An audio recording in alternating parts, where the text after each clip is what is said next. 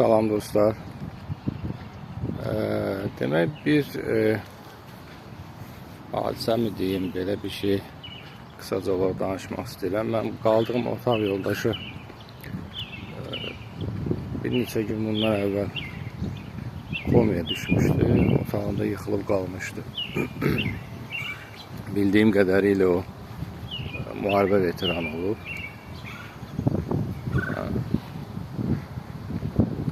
Bir gün qabaqcıdan görmüşdüm. O deyəsən növbəti gün nə mən, nə o biri otaq yoldaşım onu görməyiblər. Ola bilsin gecədən yıxılıb qalıb, şəkəri düşüb ya komaya düşüb, yəni belə şəkəri düşüb olmadı. Bir gün də xəbər gəldi ki, rəhmətə gedib. Sözümün canı odur ki, burada istənilən hadisə zamanı, istər yol nəqliyyat hadisəsi zamanı, ya istər məişət zəminində hər hansı bir bədbəxt hadisə baş verərsə, burada 3 xidmət mütləq olaraq bir yerdə hərəkət edirlər. Bunların birincisi polis, təcili tibbi yardım maşını və bizim desək fövqəladə pajarını. Bunlar üçü də hamısı da birlikdə hərəkət edirlər. Nə olur olsun. İstənilən bədbəxt hadisə zamanı müştərək hərəkət edirlər. Həmçinin də bugünkü o dediyim bu otaq qonşumuzun başına gələn hadisə zamanında onlar birlikdə gəlmişdilər. Neysə belə həmin adam yıxılıb, bəlkə də gecədən yıxılıb qalmışdı. Səhər sözdən gediblər ona. Tibb xidmətindən hər hansı bir müayinəyə getməliymiş. Mən bilən, elə hesab edirəm. Bu telefonu götürmədikdə polisə zəng ediblər. Polis gəlmişdi. Otaq yoldaşımızı çağırdım. İngiliscə daha yaxşı bilir. Afro-Amerikanlı yoldaşımız var o. Mesela polisler çağırdı, geldi.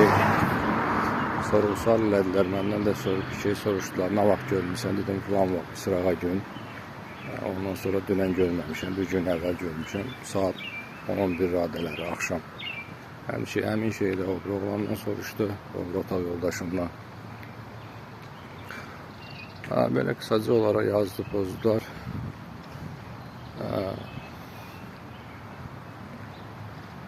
Getdilər. Polis gələndə, polis gəldi. Ondan sonra demirəm, o polislə bir yerdə bu 3 xidmət də gəlmişdi.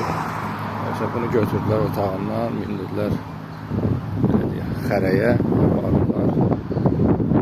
Bir gün də gəlib ki, biz rəhmətə yedik. Burada biraz Amerikanlarda fərqli bir ailə yanaşmaları var. Mən elə hesab edirəm. İnsan burada fiziki, belə deyək, əngəlli bir insandır. Təbii ki, o hərəkət edə bilirdi, yemək pişirə bilirdi, amma hiss olunur ki, xəstədir də, bu cavan adamdır, xəstədir. Daim dərman qəbul edir. Sonra belə özünə qapanan insan olur, yəni heç kimlə danışmırdı, demək olar ki, söz soruşmasan deməzdi. Şəhcə deyildi. Sözümün canı odur ki, burada ailələrdə yəni belə bir insanları tək qoyum, bizdə hansısa belə bir insanı tək qoymaq olmaz da bizim düşüncəmizdə. Amma burada biraz fərqli yanaşma var. Yəni bu insan gəlib burada ayrıca otaq tutub qalırdı. Amma bir gün şəhər qapını döyəndə təbirəmləsə onların qohumları idi. Hamısı bir yerdə gəlmişdilər. Təbirəmləsə 5 nəfər adam var idi. Gəldilər onun əşyalarını zaten yığıb almadılar. Yəni sözüm qısaca bu təxirə salınmaz tibbi xidmət, polis və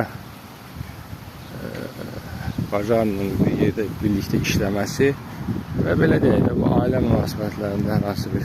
Burada insanlar çox fərdi yaşayırlar, ayrı yaşayırlar. Heç kimdən belə bir gediş-gəlişi olmur. Xüsusən mən qeyd elədiyim bu sağlamlıq baxımından problemi olan insanlar. Məndən öncə də bu bir neçə ildir orada qalırdı. Yəni onu tək qoyub getmişdilər. Bunlar da belə yanaşmanda, yəni biz hardasa bunu başa düşmürük. Bizə biraz çətin gəlir belə şeylər, amma Amerikan sayağı ailə yanaşmalarında bu cür olur. Belə dostlar, bu qədər istədim sizlə qısaca bölüşüm. Özünüzə yaxşı baxın, qismət olsa görüşərik yenə.